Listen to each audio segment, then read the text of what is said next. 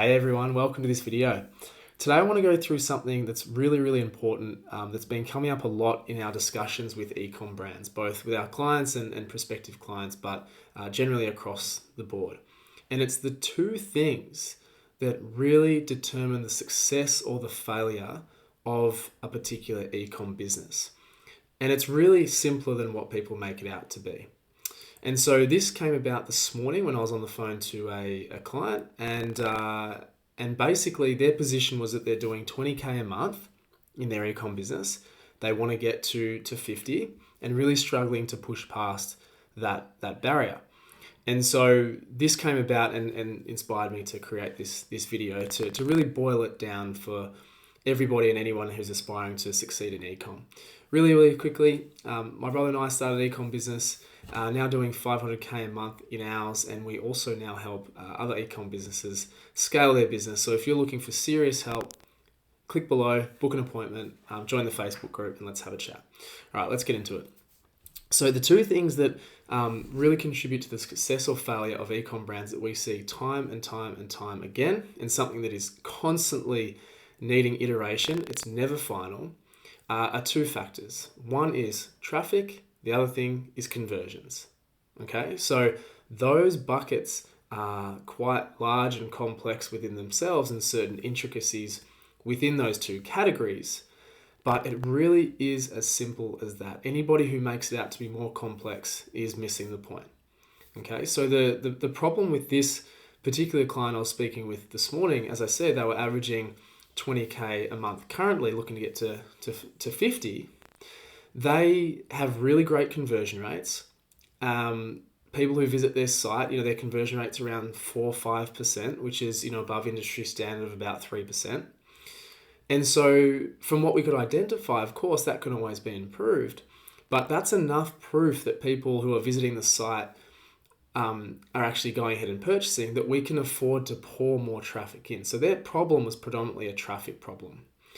And as we work on these two things, I mentioned in the beginning that this is an iterative process. Unless each one of those things are 100%, your job is never done.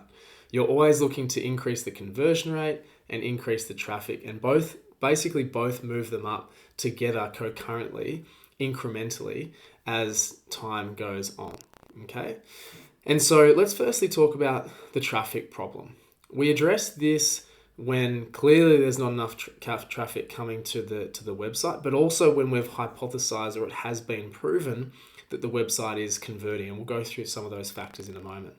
But from a traffic perspective, if you're not getting enough traffic to your site, people obviously aren't seeing you. Okay, so this means that you need to come up with strategies and ideas to build that traffic up. Really, basically breaking this down is we go into paid and organic. Okay, so paid, the trade-off for paid is obviously money for time. Organic, you're spending your time. Paid, you're using physical dollars. That is to produce impressions and offers to the market. Okay, so some ideas obviously from the paid aspect is social media ads, Google ads. Although it falls under the category of organic, it's going to be SEO, search engine optimization, so that people can find you when they are organically searching in Google. These are paid methods that we can use to drive traffic to our site, right? On the other hand, there's organic, and there's so many ways that you can drive traffic organically. You just have to work in with time being a factor, social proofing being a factor, and work with the tools that you've actually got that can work for your business. So driving traffic, obviously there's organic social media, there's blogging, there's podcasts, there's YouTube, there's influencers, but then there's also things like competitions, to drive traffic and interest and engagement. And these things start to snowball and build over time. So if you think about all the activities that you're currently doing in a paid and organic standpoint, there's so much opportunity out there. And I'm definitely not saying do everything and do everything at once, but use the tools at your disposal. Well, honestly, in the best day and age for any form of marketing, paid and organic, that there should be no excuse that nobody's able to find you or you're not getting traffic to your website. So this client I refer back to, they had quite a good conversion rate, but their traffic was so low. I said, well, are you doing these things? Yeah, we did paid for a little bit, but we stopped because the cost per purchase dipped off. We were getting really good cost per purchase initially, but we didn't know what ranked, so we stopped. Okay, well, that's a red flag number one. They've stopped advertising, even though it was working for them before. Number two, what are you doing organically? Oh, we're posting on our page, 4 to 5 times a week, but that's about it. Okay, well, did you know that, organic content is only reaching 3 to 8% of your actual following? And the actual following that you currently have is under 1,000 anyway. So how many impressions do you feel like that's actually serving to your market? Absolutely bugger all, basically. Okay, so there's more that can be done on the paid standpoint. You need to figure out why your ads went really well, which is the positive thing, but then dipped off. So you need a strategy behind that. You need to be able to understand how audiences fatigue, how products fatigue, how images fatigue. Get some strategy help. We can obviously help you there to understand that and make sure that there's a consistent spend so that you're serving impressions on that end and driving traffic to your website. So that's the paid social media aspect taken care of. Same thing with Google. And then on the organic side, what other methods can we use? Okay, your organic reach is only 5% at the moment of your current audience, literally your current audience. And so that's about, 50 people, if my math is correct, to your current audience. So what more can we do?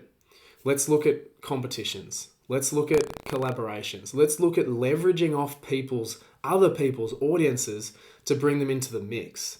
So suddenly you're using somebody else's audience and resource to be able to create your own and bring them into the fold and drive traffic to your website. So we came up with an influencer strategy, and I've done a video before. If you want to check that out, have a look below, where we're going to reach out to 20 to 30 influencers over the next 2 to 3 months to share in their audiences and start to build credibility with them. So there's all the flow and effects of influencers. Obviously, it's leveraging their audience, but it's social proofing, it's demonstrations, it's new traffic, new eyes. Okay, so these are just some small things, but they need to be ticking over consistently. You need to be doing activity to breed that activity. And once you get through the grunt work, once you get through that, 50 to 100K a month, these things are still being done. You ask any business who's successful and doing some decent revenues per month, and they will tell you that, yeah, we're still doing all of those things. You don't stop doing it. So why should you not do it in the very beginning in the first place, right? Paid is a little bit different in terms of being strategic and how much money you have available. But if it's done correctly, you can start at small budgets, start to build back in, take and recoup profits back in and start generating that ROI so that it's profitable. And you can start building that budget up and up and up each month as it goes on. Okay? And this will build up your traffic. You need to get as much traffic to your site as possible, especially if it is converting and you have happy customers. So as well as the organic stuff, the influencer strategy we spoke about, re-engaging and reinvigorating past customers. So we talk about strategies around that with emails, seeking customer reviews, seeking customer feedback. Getting people involved in these things is super important and gives them a little bit of ownership, but it also builds that affinity to you as the business and the business owner, that you're a real person and they enjoy supporting you. Again, that's this snowball that starts cascading. And so that's the traffic aspect. Okay, it's really, really simple. Traffic, organic, paid, and then break down the components of that. The second thing we spoke about is a conversion problem. If you're getting a lot of traffic or enough traffic to say, my sales aren't working, then there's something wrong with the conversion on your website. All right, so that is as simple as looking at your conversion rate of how many sales am I getting per 100 customers. Per 100 visitors, per 1,000 visitors. There's a percentage in there that you should be looking at. And I referenced the 3% conversion rate as an Ecom KPI that you can go by.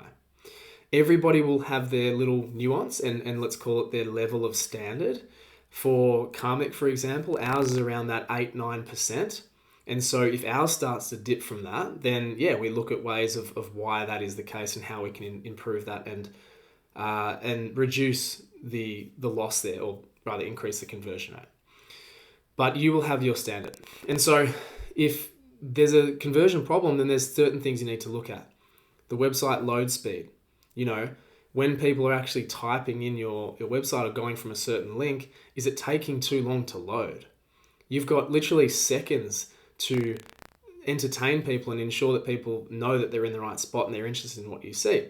So load speed, where they actually land, is that giving them exactly what they need in terms of their expectations? You know, is your best-selling product there? And again, I've got a video on website optimization. Take a look at that if you've missed that.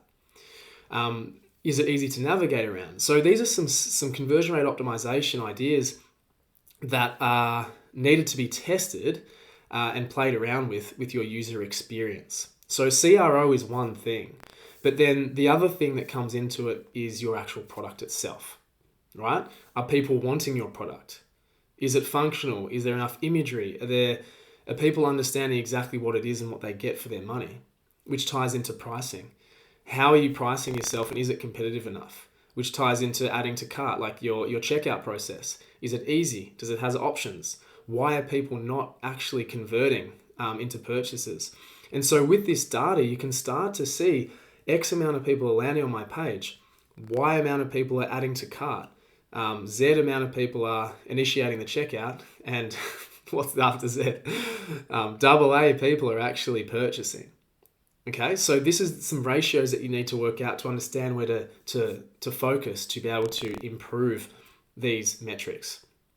And so that's really, really simply breaking down the traffic and website problems, but that is how to view business.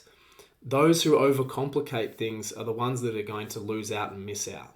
All right, and so have a think about how those things are interacting with your business, whether you're within your KPIs and your standards, and where you can obviously improve from there. As I say, there's always ways you can improve. Unless you're getting a 100% conversion rate and millions of people coming to your website per month, then you're not there. And so this journey is never finished. It's never finalized. But you can always work on improving these things. So I hope that helps. If you've got any questions about this, please do let me know. But I beg of you that you do simplify your business. Where are you going wrong? Is it traffic? Is it conversions?